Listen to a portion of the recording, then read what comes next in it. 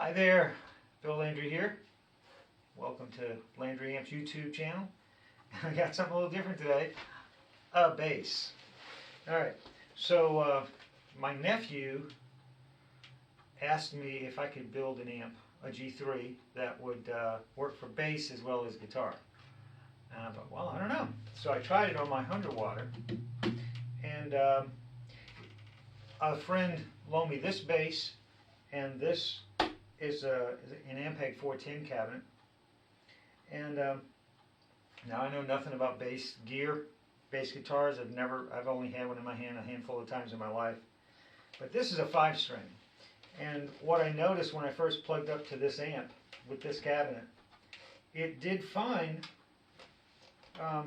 This bass is kind of weird. See, it gets noisy if you roll off one of the volumes. It's got a volume for each pickup and a tone, and for some reason it's weird. There may be issues with the bass, I don't know. But being a 5-string, obviously it goes a lot deeper than a 4-string, right? So the E and all the higher strings, the amp did fine. But when I went to the low, whatever that is, a B, it just kind of went away. The amp wasn't producing enough low frequency, so I did a tweak to it, and then my concern was, well, if I make it work for the bass, is it going to screw it up for the guitar, like too much low end? Didn't. So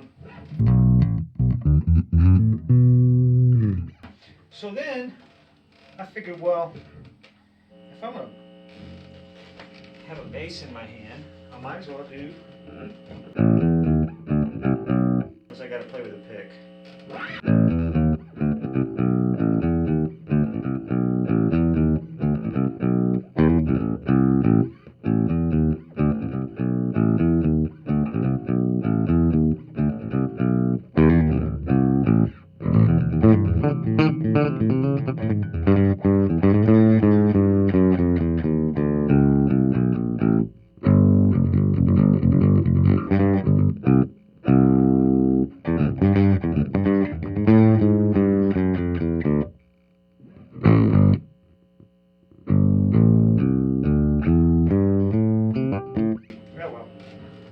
So, there's my bass riff.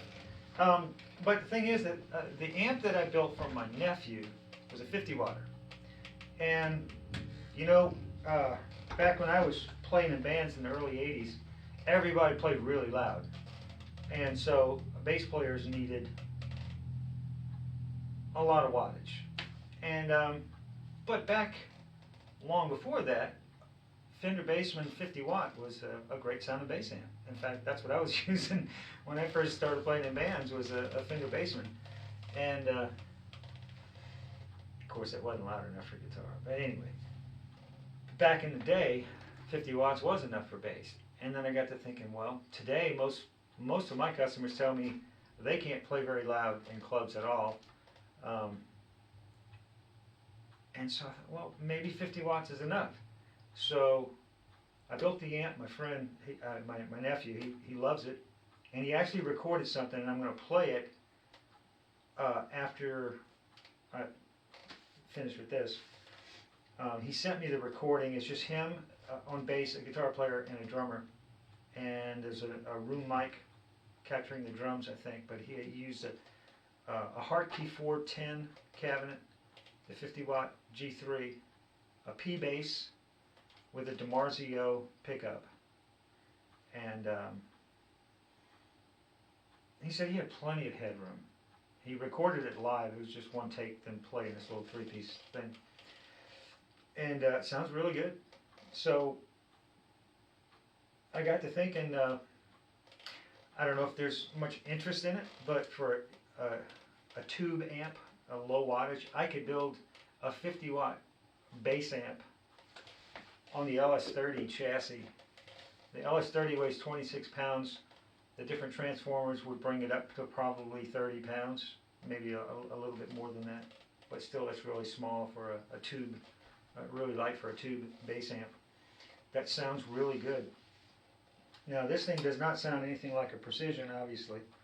And the guy that loaned me this play some kind of a Fender with active pickups, and that thing sounded incredible through this amp. But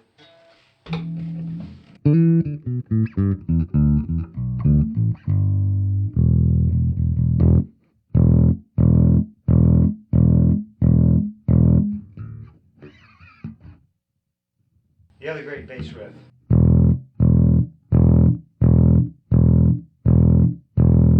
For those of you who know. So if there's any interest, send me an email or call me. My number's on the website. So there you have it. A G3 clean channel used for bass. Pretty cool.